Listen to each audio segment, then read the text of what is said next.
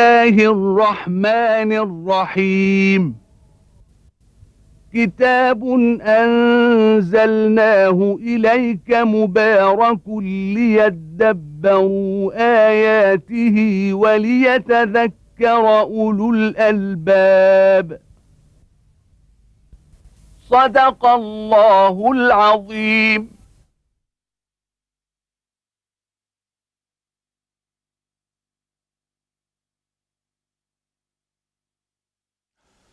الحمد لله رب العالمين، والصلاة والسلام على عبده ورسوله الأمين سيدنا ونبينا محمد وعلى آله وأصحابه ومن اهتدى بهداه وعمل بالسنة إلى يوم الدين.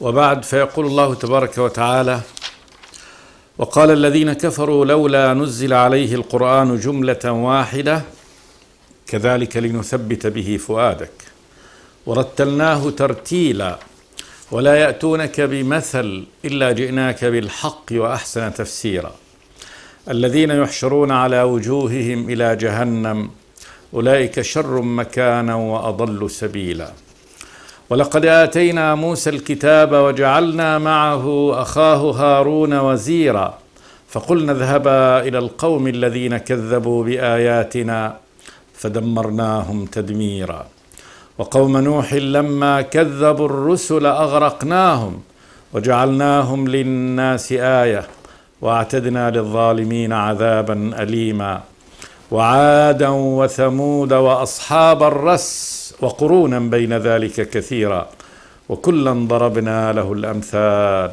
وكلا تبرنا تتبيرا. يخبر سبحانه وتعالى عن تعنت هؤلاء الكفار المشركين الذين جابه نبيه محمد صلى الله عليه وسلم بصنوف التعنتات. من جملة هذا اقتراحهم أن ينزل عليه القرآن جملة واحدة. قالوا: لماذا لا ينزل القرآن عليه؟ هذا كتاب الله جملة واحدة. والحال أنهم مكذبون أصلا بنزول القرآن ومتهمون للنبي صلى الله عليه وسلم بأنه افترى هذا القرآن، أو أن هناك من يمليه عليه، أو أنه كذبه وأفكه من عند نفسه. فأخبر سبحانه وتعالى، رد الله تبارك وتعالى مقالتهم بأن مقتضى الحكمة الإلهية والمنافع العظيمة في إنزال هذا القرآن منجما كما نزل على النبي صلوات الله والسلام عليه في 20 سنة وهي عمره الرسالي صلوات الله والسلام عليه. وقال الذين كفروا لولا نزل عليه القرآن جملة واحدة، قال جل وعلا: كذلك، يعني كهذا الإنزال الذي أنزله الله لنثبت به فؤادك. فيبقى في كل محنة وفي كل موقف من المواقف الشديدة ينزل الله تبارك وتعالى آيات لتثبيت قلب النبي صلوات الله والسلام عليه. فانظر المواقف الشديدة في مكة وكيف كان الله تبارك وتعالى ينزل القرآن على رسوله بالأمر بتثبيته وتطيب خاطره سبحانه وتعالى، وأنه لا يقال له إلا ما قد قيل للرسل من قبله. انظر مثلا في قول الله تبارك وتعالى: ويقولون إنه لمجنون. وانظر في رد الله تبارك وتعالى هذا وتثبيت قلب النبي صلوات الله وسلامه عليه وضرب الأمثال من الرسالات السابقة.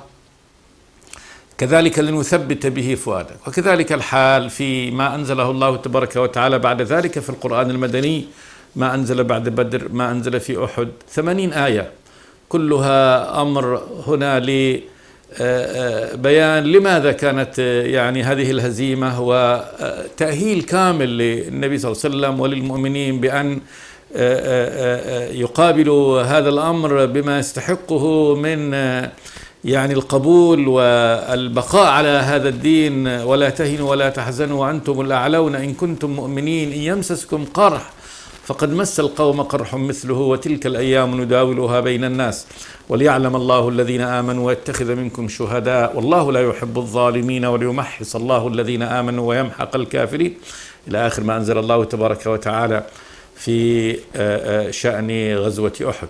كذلك ما أنزله الله تبارك وتعالى في الخندق، في هذه الغزوة الشديدة التي عصر فيها المسلمون وزلزلوا كما قال الله: وزلزلوا زلزالا شديدا. فانظر ماذا أنزل الله تبارك وتعالى من الآيات. وكذلك ما جاء في تبوك، وكذلك يعني كل موقف من المواقف العصيبة العظيمة ينزل الله تبارك وتعالى فيها قرآن يبين الأمر. يثبت قلب الرسول على الدين، يثبت قلوب عباده المؤمنين سبحانه وتعالى. كذلك كلما جاءت شبهة ونزلت شبهة من شبه الكفار يأتي الله تبارك وتعالى، ينزل الله تبارك وتعالى بما يدحضها، بل نقذف بالحق على الباطل فيدمغه فإذا هو زاغ. قال جل وعلا كذلك، يعني كهذا الإنزال يعني المتكرر للقرآن في يعني أزمان وأوقات مختلفة لنثبت به فؤادك على الدين والحق. ورتلناه ترتيلا، رتلنا القرآن ترتيل، يعني جعله الله تبارك وتعالى مرتلا يتبع بعضه بعضا في نسق عظيم بديع. الوحدة الموضوعية للسورة وترابط يعني آياته وترابط معانيه إعجاز كامل في البيان. ورتلناه ترتيلا ولا يأتونك بمثل إلا جئناك بالحق وأحسن تفسيرا. ولا يأتونك الكفار بمثل في الكفر إلا جئناك بالحق بما يدحض هذا وأحسن تفسيرا. ثم قال جل وعلا الذين يحشرون على وجوههم إلى جهنم أولئك شر مكانا وأضل سبيلا. مقارنة بين الفريقين، النبي صلوات الله وسلامه عليه وأهل الإيمان، وبين هؤلاء الكفار. فهؤلاء الكفار أخبر الله تبارك وتعالى بأن مصيرهم أنهم يحشروا على وجوههم إلى جهنم، يعني يسيرون على وجوههم، والذي أمشاهم على أرجلهم في الدنيا قادر على أن يمشيهم على وجوههم في الآخرة.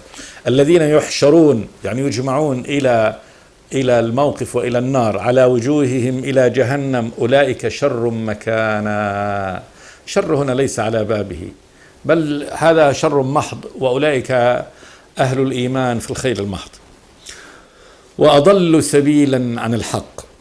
ثم ضرب الله تبارك وتعالى بعد ذلك أمثلة لهؤلاء الكفار ممن سبقوهم وأنهم لن يكونوا أحسن حالا منهم. قال جل وعلا ولقد آتينا موسى الكتاب. هذا يذكر الله تبارك وتعالى نعمته ورحمته على عبده موسى النبي.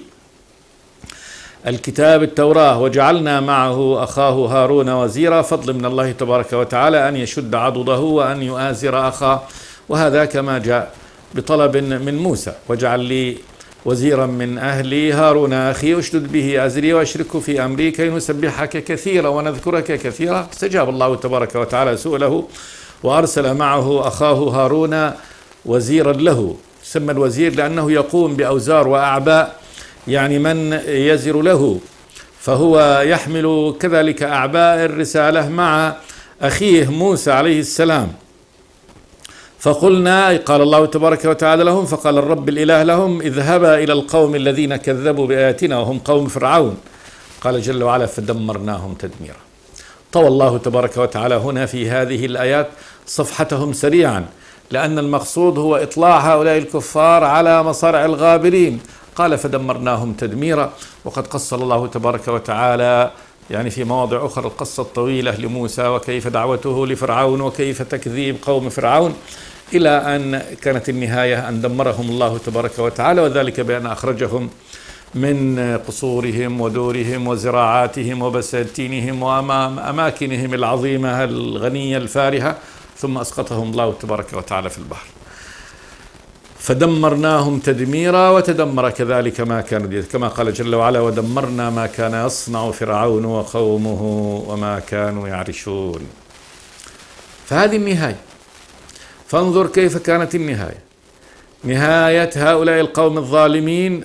وكأن الله يقول سبحانه وتعالى لهؤلاء الكفار لن تكون نهايتكم يعني أحسن حالا من نهاية المجرمين الذين يعني دفعوا رسالة الله تبارك وتعالى المنزلة على موسى وعندوا. فانظروا المصير، مصير هؤلاء، وانظروا مصير كذلك موسى عليه السلام ومن معه. قال جل وعلا وقوم نوح لما كذبوا الرسل أغرقناهم. كذلك ما سبق موسى قوم نوح لما كذبوا الرسل أغرقناهم. والله تبارك وتعالى لما كذبوا الرسل، وإنما أرسل الله تبارك وتعالى فيهم نوحا وحده عليه السلام، ولكن تكذيب رسول واحد هو تكذيب للرسل كلهم، وذلك أن دعوة الرسل واحد، دعوة الرسل واحدة، كلها دعوة واحدة يدعون إلى عبادة الله تبارك وتعالى. قال لما كذبوا الرسل، رسل الله تبارك وتعالى، أغرقناهم. فليس أحد من هؤلاء بعزيز على الله تبارك وتعالى. وقول الله تبارك وتعالى أغرقناهم هنا يعني ليبين عظمته وقدرته على الخلق سبحانه وتعالى وفعله وسنته بالمعاندين المكذبين. وجعلناهم للناس آية، جعلنا هؤلاء القوم المجرمين الكافرين للناس في من بعدهم آية، علامة على أن الله سبحانه وتعالى هو الرب القوي المتين العظيم، الإله وحده سبحانه وتعالى، الذي يدمر من عانده وأراد أن يحول بين العباد وبين سلوك طريقه سبحانه وتعالى. وجعلناهم للناس آية، قال جل وعلا وأعتدنا للظالمين عذابا أليما، يعني أنه ليس هو يعني ما ينالهم العقوبة فقط في الدنيا بل في الآخرة، العقوبة الأخروية تنتظرهم. أعتدنا لهم، الإعداد هو التهيئة والإيجاد لهم لهؤلاء الظالمين، وأعتدنا للظالمين سماهم الله تبارك وتعالى هنا باسم الظالمين لأن هذا وصفهم، يعني وصفهم اللائق بهم، ثم هو السبب في إنزال الله تبارك وتعالى العقوبة لهم عذابا أليما في الآخرة، كما قال جل وعلا مما خطيئاتهم أغرقوا فأدخلوا نارا فلم يجدوا لهم من دون الله أنصارا. ثم قال جل وعلا وعادا وثمود وأصحاب الرس وقرونا بين ذلك كثيرا. عاد قبيلة عاد، وثمود قبيلة ثمود، وهما قبيلتان عربيتان.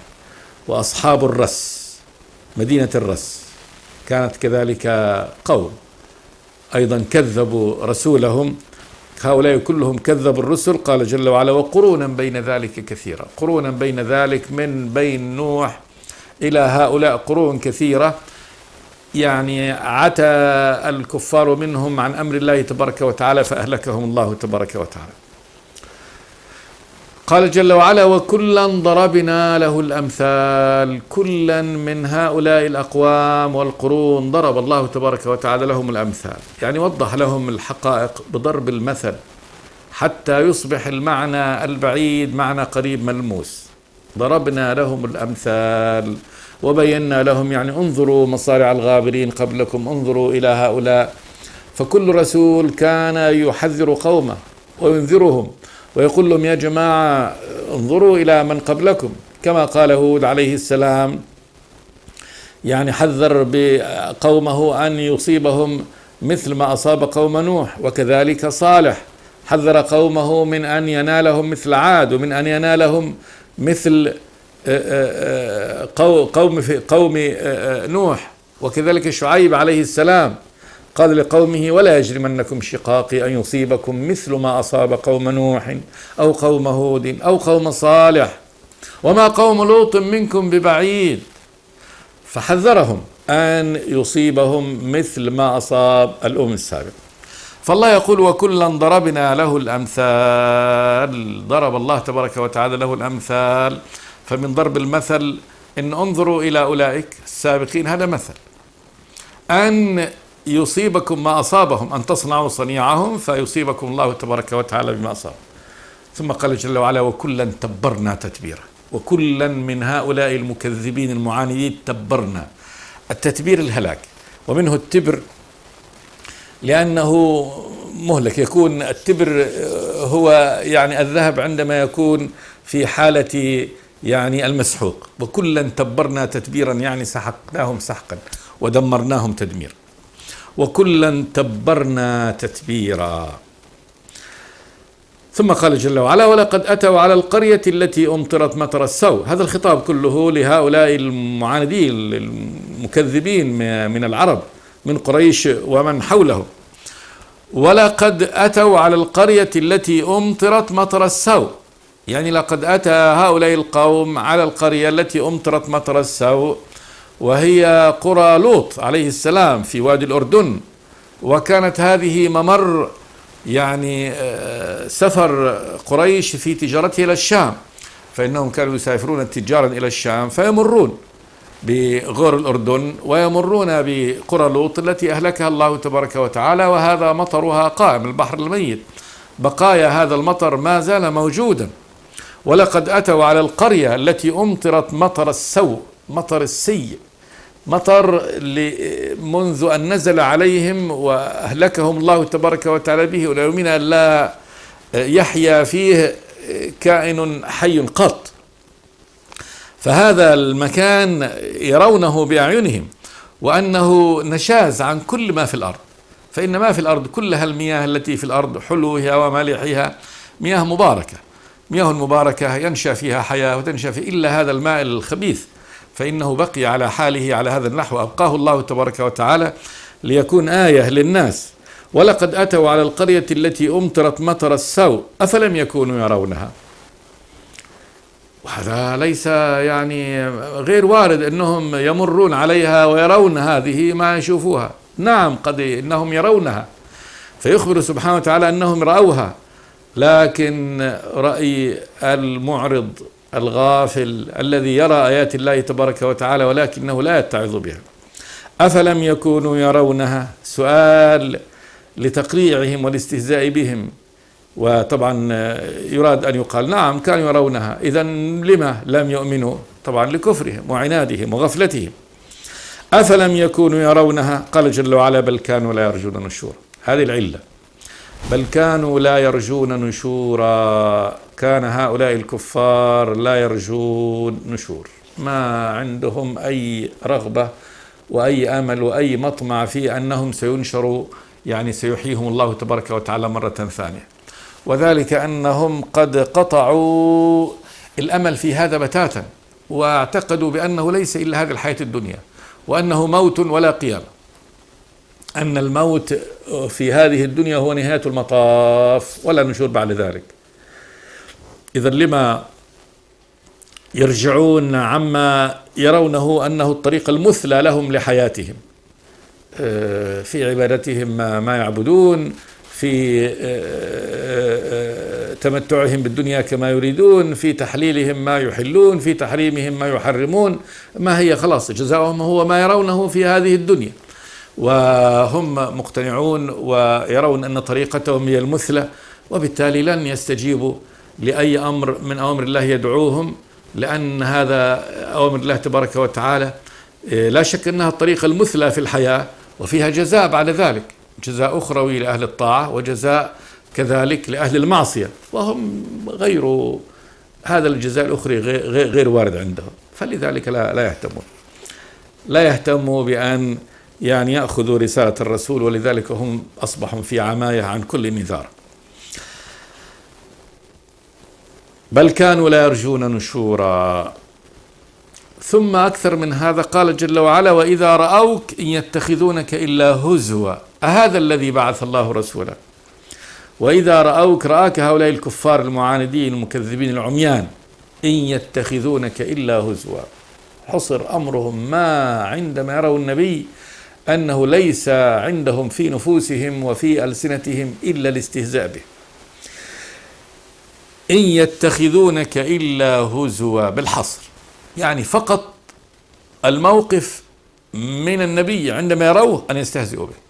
إن يتخذونك إلا هزوا، ومن استهزائهم قولهم أهذا الذي بعث الله رسولا، يعني تحقيرا لشأن النبي، أهذا، وبالإشارة هكذا إلى القريب تحقيرا له، أهذا الذي بعث الله رسولا، وفي هذا طبعا تحقير للنبي، وكذلك استصغار لحكمة الله تبارك وتعالى ولمن أرسله، فإن الله هو الذي اختاره سبحانه وتعالى وأرسله. والنبي العظيم الأمين الصادق صلوات الله وسلامه عليه الذي كان في القمة أخلاقا وصفات، وهم يعلمون هذا قبل الرسالة، فإنهم كانوا يمدحونه في أخلاقه وفي صفاته وفي رجولته وشهامته، فالكل يشهد له. هذه خديجة رضي الله تعالى عنها تصف أخلاقه فتقول والله لا يخزيك الله أبدا إنك لتصل الرحم وتحمل الكل وتقري الضيف وتعين على نوائب الحق. هذا قبل أن يبعثه الله تبارك وتعالى، وهؤلاء الكفار مجمعون على أنه الصادق الأمين، والصدق والأمانة هي أشرف وأعلى الأخلاق، فلم يكونوا يتهمونه بشيء من هذا، ولكنهم هذا الكفر أعماهم، يعني أعماهم الكفر وجعلهم ينظرون إلى النبي صلى الله عليه وسلم هذه النظرة من الاستصغار والاحتقار. يقولون هذا الذي بعث الله رسوله، ثم يبينون يعني أن هذه السبب في تحقيرهم له إن كاد ليضلنا عن آلهتنا لولا أن صبرنا عليها. يعني أنه كاد من أفعال المقاربة، يعني أوشك أن يضلنا عن آلهتنا لولا أن صبرنا عليها. فانظر هذا العمى، عمى القلب وعمى البصيرة، وأنهم جعلوا دعوة النبي صلى الله عليه وسلم لهم بتوحيد الله سبحانه وتعالى، الإله الواحد الذي لا إله إلا هو، خالق هذا الكون وخالقهم، أنه غير جدير بأن يعبد وحده سبحانه وتعالى، وأن آلهتهم التي يعبدونها من دون الله يرون أن ترك عبادة هذه الآلهة وعبادة الإله الواحد هذا يعني يعتبرونه من أعظم السفه ومن أعظم الباطل، وأن النبي كاد أن يسفه أحلامهم على هذا النحو ويخرجهم من هذا الشرك الذي هم فيه، اللي هو عبادة غير الله تبارك وتعالى، إلى توحيد الله عز وجل. وهم يرون أن توحيد الله وعبادة الله وحده يعني عندهم من أعظم السفه. ولذلك كانوا يقولون أجعل الآلهة إلها واحدة، سؤال يريدون به الاستعظام، استعظام القبح في عقولهم، إن هذا لشيء عجاب، يعني هذا أمر عجيب جدا، ألا نعبد إلا إلها واحدا فقط؟ وأين هذه الآلهة؟ هذه الآلهة التي يرون أن هذه الآلهة كل إله لهم هو نافعهم بنافعة معينة، وأنه لا يمكن الاستغناء عن هذه الآلهة.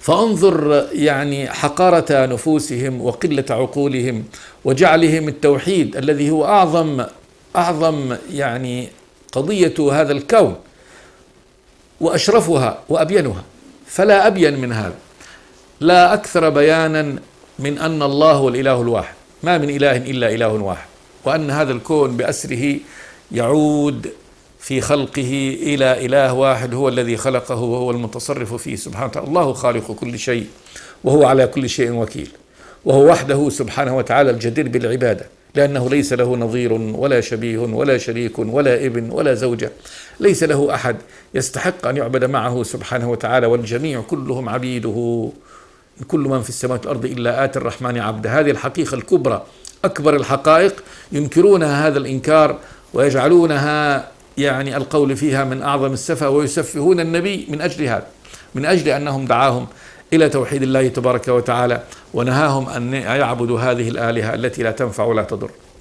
فسبحان الله تبارك وتعالى من أعمى يعني بصائر الكفار وطمسها على هذا النحو، وجعلها ترى الظلمة نور وترى النور ظلمة، ترى التوحيد منقصة وترى الشرك بالله تبارك وتعالى يعني كمال ورفعة. ثم قال جل وعلا: وسوف يعلمون حين يرون العذاب من أضل سبيل. عندما يروا هؤلاء عذاب الرب تبارك وتعالى، وأنهم ارتكبوا أعظم الجرائم بشركهم بالله تبارك وتعالى وعدولهم عن توحيد الله تبارك وتعالى، فلما يروا عذاب الرب ويروا أن هذه الآلهة النجسة الحقيرة التي عبدوها من دون الله من أصنامهم وأوثانهم تؤخذ هي وهم ويلقوا في النار، وأنها لا حول لها ولا قوة لها، وأن ما عبدوهم من ملائكة ومن خلق الله تبارك وتعالى الأطهار يتبرأ منهم ويقول لا أبدا يا ربي نتبرأ إليك، ما كانوا إيانا يعبدون، الملائكة تتبرأ منهم، وكذلك الرسل وعباد الله الصالحين يتبرؤون منهم. عندما يروا الأمر على هذا النحو ويخذلوا هذا الخذلان في الآخرة ويلقوا في النار: إنكم وما تعبدون من دون الله حصب جهنم أنتم لها واردون، وأن هذه الآلهة التي عبدوها لم تنفعهم شيئا. عند ذلك يعلمون من أضل سبيلا. من الضال؟ هل من عبد الله تبارك وتعالى وحده الإله الحق، أو من عبد هذه الآلهة التي لا تنفع ولا تضر، ما تضرهم شيء ولا تنفعهم شيء؟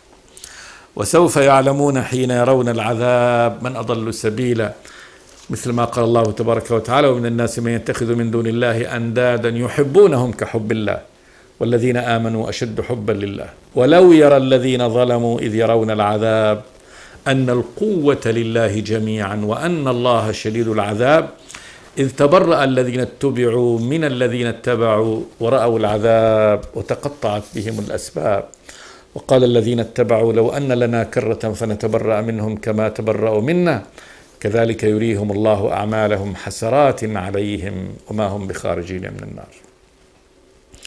فعندما يكون يوم القيامة ويروا حال هؤلاء الآلهة الذين عبدوهم وحالهم وهم في النار مع أصنامهم وأوثانهم، عند ذلك سيعلمون من أضل السبيل، وسوف يعلمون حين يرون العذاب من أضل سبيلا. ثم قال جل وعلا: أرأيت من اتخذ إلهه هواه أفأنت تكون عليه وكيلا. هذه علتهم أنهم اتخذوا آلهتهم أهواءهم. الهوى هو الذي يصنع لهم ما يشاءون من هذه الآلهة. أرأيت، يعجب الله تبارك وتعالى رسوله صلى الله عليه وسلم من حال هؤلاء وأنهم قد اتخذوا هواهم إلههم. أرأيت من اتخذ إلهه هواه، جعل إلهه هو الهوى، ما يهويه. هووا هذه الأصنام وجاءتهم بالظنون وهووا هذا الأمر وأحبوا فنصوا، لا علم ولا بينة ولا إدراك ولا كذا، وإنما هو الهوى. والهوى هو يعني ما يترأى في النفس ويحبه الإنسان وإن لم يكن له دليل على ذلك. قيل سمي هوى لأنه يهوي بصاحبه، يهلك صاحبه. أرأيت من اتخذ إلهه هواه أفأنت تكون عليه وكيلا. كذلك هذا سؤال بين النبي صلى الله عليه وسلم بأن النبي ليس موكلا بالخلق، بمعنى أن الله لم يوكله سبحانه وتعالى بأن يقوم بشأن هذا الخلق، وإنما الذي يقوم بشأن العباد هو الله تبارك وتعالى، وأن الله هو ربهم وهو خالقهم سبحانه وتعالى، وهو المتولي شؤونهم وحده سبحانه وتعالى. والنبي إنما هو مبشر ونذير ومبين ومبلغ للدين، وأما أنه يملك هداية أحد أو إضلاله فإن هذا لا يملكه. أفأنت تكون عليه وكيلا، يعني لا يمكن أن تهدي هؤلاء الذين عميت بصائرهم على هذا النحو وفقط اتخذوا يعني هواهم إلها لهم. ثم قال جل وعلا: أم تحسب أن أكثرهم يسمعون أو يعقلون إنهم إلا كالأنعام بل هم أضل سبيلا. أم تحسب تظن أن أكثرهم، أكثر هؤلاء المبلغون بهذا الدين من هؤلاء الكفار المعاندين يسمعون أو يعقلون، لأنه لو كان يسمع حقا ما في بيان أعظم من هذا البيان، بيان الرب تبارك وتعالى، وما في إيضاح للطريق أعظم من هذا الإيضاح، ولا وضوح لهذه الحقائق أكثر من هذا التوضيح. لكن هؤلاء لا يسمعون لكن هذا السمع يعني مقطوع، معطل عن أن يصل هذا الكلام إلى القلب والعقل فيفقهوه ويعرفوه، فكأنه لا يسمع. أو يعقلون، عنده عقل حتى ديت فيعقل ما يلقى إليه ويتبين الأمر. نفى الله تبارك وتعالى عنهم صفة السمع والعقل، لأن هذا حالهم، أنهم قد عطلوا هذه المنافذ للمعرفة، السمع والعقل. ثم قال جل وعلا: إنهم إلا كالأنعام، حصر لهم كالأنعام، يعني التي حصرت اهتماماتها في أنها تأكل وتشرب وليس لها يعني أمل غير ذلك، ولا تعقل ما حولها إلا فقط هو طعامها وشرابها وحياتها هذا الذي يدير. فالله قال: إنهم إلا كالأنعام، فهم فقط غير مهتمين إلا يعني بحياتهم الدنيوية، ولا يعقلون شيئا وراء هذه الحياة. ثم قال جل وعلا: بل هم أضل سبيلا، هم أضل سبيلا من الأنعام، أكثر ضلالا من الأنعام، وذلك أن الأنعام خلقوا لهذه، يعني خلقهم الله تبارك وتعالى وجعل إمكانياتهم فيما هي قائمة فيه. أما هؤلاء لا، الله تبارك وتعالى يعني خلق لهم إدراك وخلق لهم عقول وخلق لهم منافذ المعرفة ليعرفوا ويتبينوا ويأتيهم فيه طريق للرب، فيه تكليف، فهم بعيدون عن كل هذا. فلذلك أصبحوا أضل سبيلا من الأنعام، لأن الأنعام في النهاية سبيلهم أن الله تبارك وتعالى خلقهم لمهمة بيؤدوا هذه المهمة، ثم يقول الله تبارك وتعالى لهم يوم القيامة، يحشرون يوم القيامة ثم يقول لهم كونوا ترابا، كوني ترابا فتكونوا ترابا، وينتهي أمرهم. لكن هؤلاء لا، هؤلاء سبيلهم إلى النار وإلى الخلود في العذاب عياذا بالله، بل هم أضل سبيلا. نسأل الله تبارك وتعالى أن يعافينا من حال أهل الكفر. استغفر الله لي ولكم من كل ذنب، وصلى الله وسلم على عبده ورسوله محمد. بسم الله الرحمن الرحيم. كتاب أنزلناه إليك مبارك ليدبروا آياته وليتذكر أولو الألباب. صدق الله العظيم.